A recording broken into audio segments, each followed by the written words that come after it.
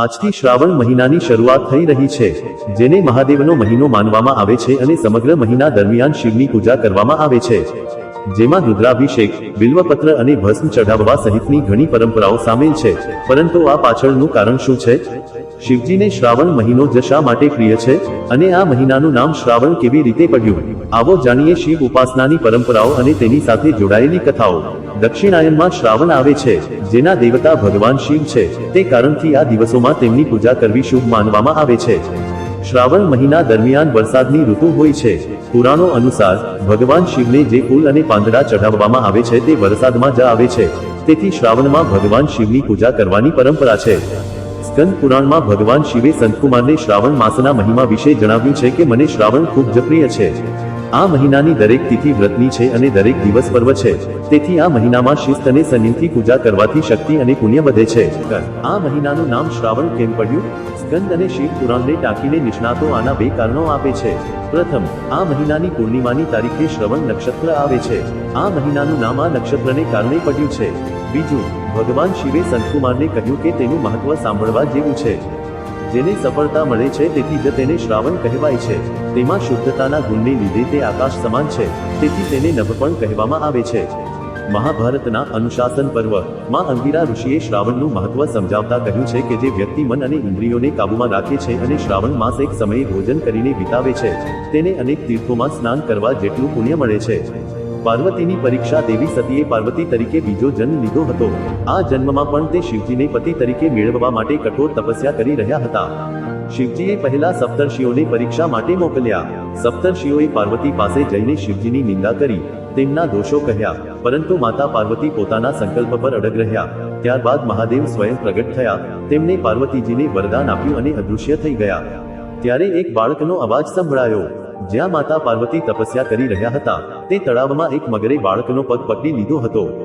માતા પાર્વતી ત્યાં પહોંચ્યા અને મગરને બાળકને છોડવા કહ્યું. મગરે તેનો નિયમ કહીને ના પાડી દીધી કે તેને દિવસના 6 કલાકમાં જે પણ મળે છે તે ખોરાક બનાવે છે.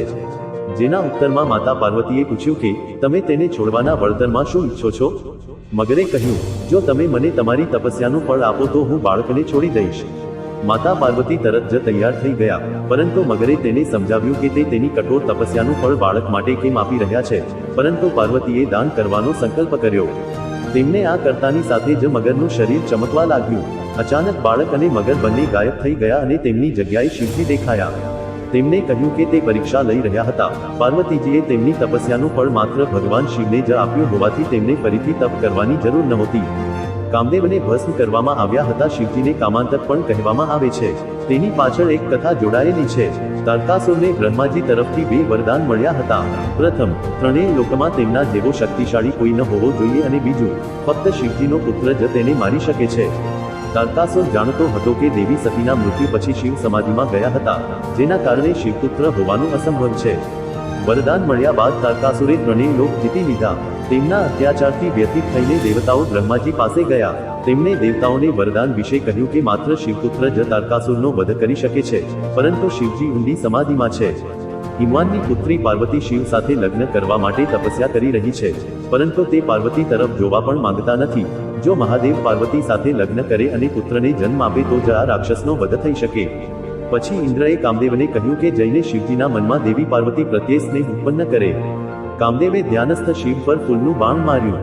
અચાનક આ વિક્ષેપથી શિવજી ખૂબ ગુસ્સે થયા અને તેમણે પોતાની ત્રીજી આંખથી કામદેવનો નાશ કર્યો. કામદેવની પત્ની રતિએ ભગવાન શિવને તેમના પતિનું જીવન પુનઃસ્થાપિત કરવા પ્રાર્થના કરી. શિવ શાંત થયા અને બોલ્યા, કામદેવનું શરીર નાશ પામ્યું છે, પરંતુ તેની આંતરિક શક્તિ નાશ પામી નથી. કામ હવે શરીરવિહીન થઈને દરેક જીવના હૃદયમાં નિવાસ કરશે. કૃષ્ણના અવતાર સમયે તે કૃષ્ણના પુત્ર પ્રદ્યુમ્ન તરીકે જન્મશે. પછી તમે તેની પત્ની બનશો. તે સમયે રતિનો જન્મ માયાવતી તરીકે થયો હતો. અશુભમાંથી શુભ થયું. નર્મદા નદીના કિનારે ધરમપુર નામનું સુંદર શહેર હતું. તેમાં વિશ્વનાથ નામનો બ્રાહ્મણ તેની પત્ની સુચિસ્મતી સાથે રહેતો હતો. બંને શિવ ભક્તો હતા અને તેમની પાસેથી પુત્ર મેળવવા માટે વરદાન માંગ્યું હતું કે ભગવાન શિવ પોતે તેમના પુત્ર તરીકે જન્મ લે. શિવજીના વરદાનથી તેમને એક પુત્રનો જન્મ થયો, જેનું નામ ધ્રુપતિ હતું. જ્યારે બાળક 11 વર્ષનો હતો ત્યારે ઋષિ નારદે તેના હાથ તરફ જોઈને આગાહી કરી હતી કે 1 વર્ષમાં તેની સાથે કંઈક શુભ થશે, જે અગ્નિ સાથે સંબંધિત હશે. જ્યારે માતા પિતા આ સાંભળીને દુઃખી થયા ત્યારે પુત્રએ તેમને દિલાસો આપ્યો અને કહ્યું કે તમે દુઃખી ન થાઓ, કારણ કે તે ભગવાનને પ્રસન્ન કરશે અને દુર્ઘટનાને ટાળી શકાશે. માતા પિતાની અનુમતિ લઈને તે શિવજીની નગરી કાશી પહોંચ્યો. ત્યાં તેમણે ગંગાના મણિકર્ણિકા ઘાટ પર સ્નાન કર્યું અને આખું વર્ષ શિવલિંગની પૂજા કરી.